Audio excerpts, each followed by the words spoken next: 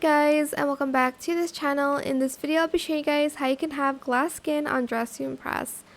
So unfortunately it only works with like outfits that are like thick and like it covers up a lot because we'll be using like clothes for the skin.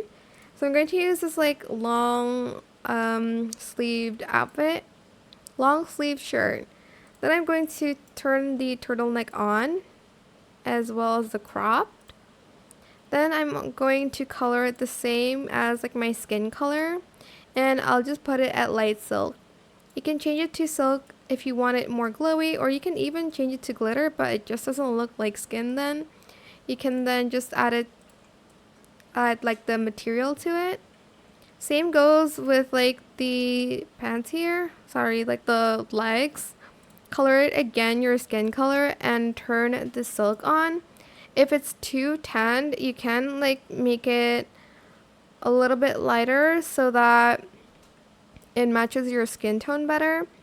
But that is pretty much how you can have like glossy skin on Dress to Impress.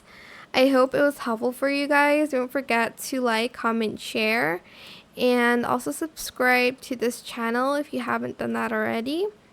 If you have any more questions about this video, just leave it in the comment section down below.